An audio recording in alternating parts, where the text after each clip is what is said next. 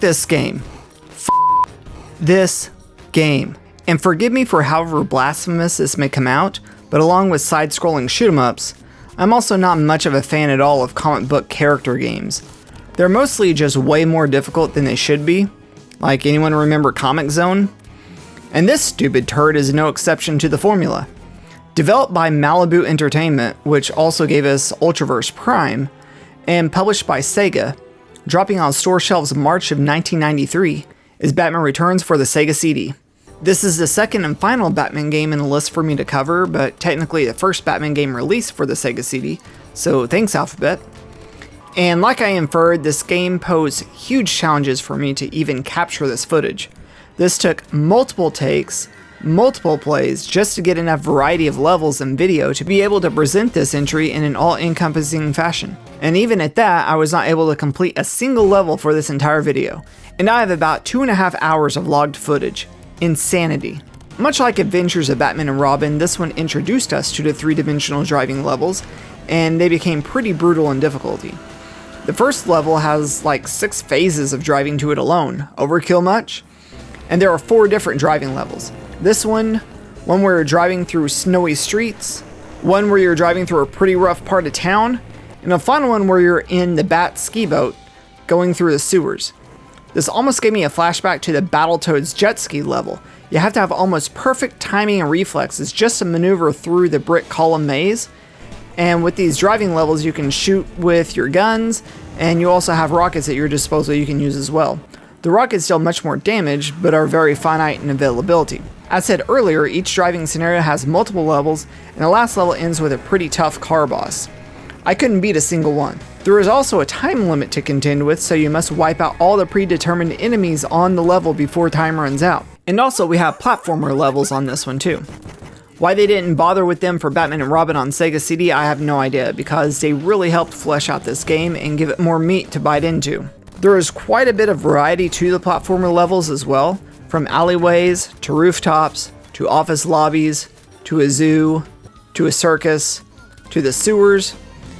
If it was in the movie, there's pretty much a level for it here in the game. Basically, there are 4 or 5 zones in the game, and each zone has multiple different levels, so there is a surprising amount of different areas to fight bad guys and henchmen in. At the end of several of these levels is mini-boss of sorts, and then at the end of each act is a main boss, most likely the Penguin or Catwoman. Like what I said earlier, the bad guys are cheap, the bosses are never ending, the whole thing is just an exercise in futility. Again, I cannot complete one single level myself in this whole game. And I'll admit, I'm not the most adept player with platformers, but good grief. This game.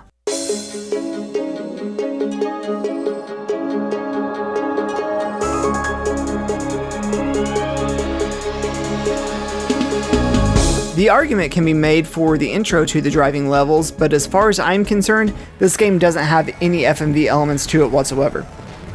Which is kind of peculiar considering A, it's a movie property, and B, usually back then, devs wanted to shoehorn random FMV cutscenes into basically every Sega CD made. Cliffhanger used FMV elements from the movie property quite nicely, why this one did not is perplexing.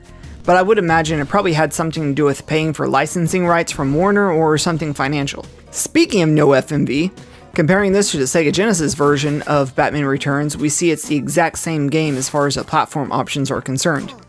So if you went into options and chose platform only, then you would be literally playing the Sega Genesis version.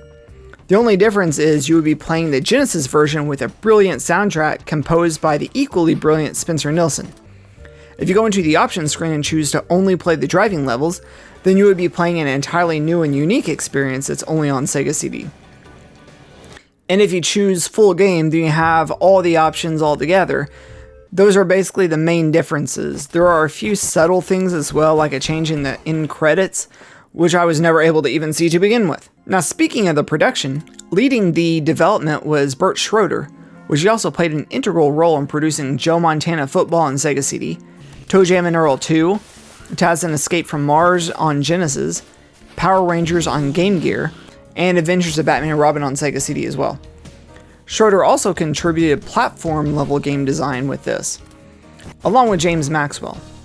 Of course, we cannot avoid a second mention of Spencer Nilsson, in my opinion one of the greatest assets of Sega of America, Just a brilliant mind, and offers some very rich and inspiring soundscapes for amazing games like this, Echo, Spider-Man vs. Kingpin, among others.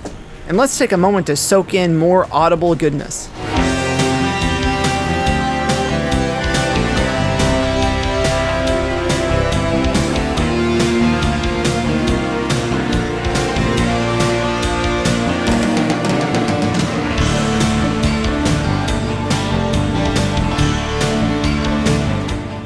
And looking, I see also lead tester for this title is Vi Nang, and looking at credits online has a list a mile long of testing and production credits along with this game.